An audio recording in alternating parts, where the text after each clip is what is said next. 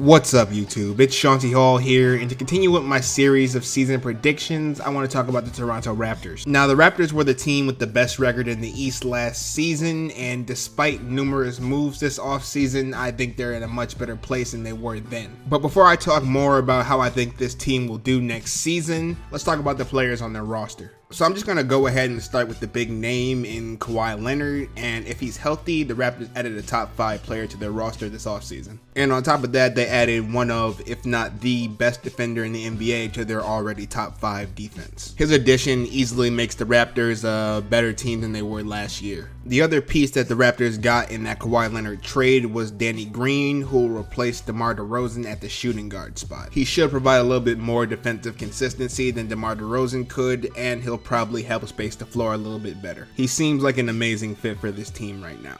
We also don't want to forget about Kyle Lowry, who is an all-star level point guard, and you couldn't make an argument for him being the best player on the Raptors last season. The Raptors do still have center Jonas Valanciunas, who's been really solid for them offensively for a few years now. He's definitely a liability on defense though, and that really limited the amount of time that he could play last season. In fact, he was only 25 last year, and he played the least amount of minutes since his rookie season. The Raptors also have OG Anunoby coming back for his second season, which is exciting for them because he showed some real solid defensive potential in his rookie season. I think playing alongside Kawhi Leonard could really help him develop on that end of the floor further. The Raptors also still have Serge Ibaka, who's not as good as he once was, but can still be a solid contributor. And they were able to re-sign 6th Man of the Year candidate Fred VanVleet. There's also DeLon Wright, CJ Miles, Greg Monroe, and many others that contribute to this team's overall depth. Moving on from the roster though, this team also did make some moves in the coaching department,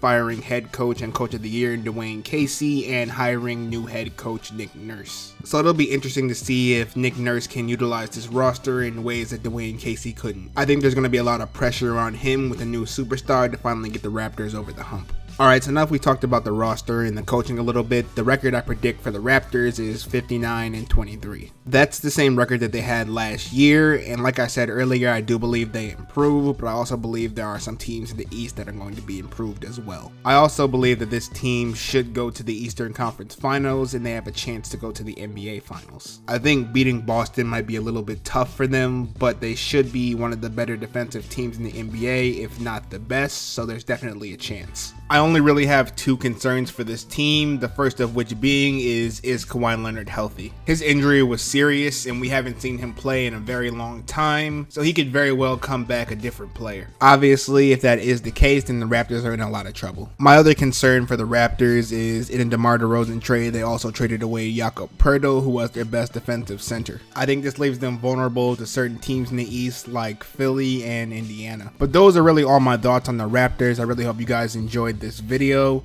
If you did, go ahead and leave me a like and subscribe to this NBA channel, and I'll see you guys next time.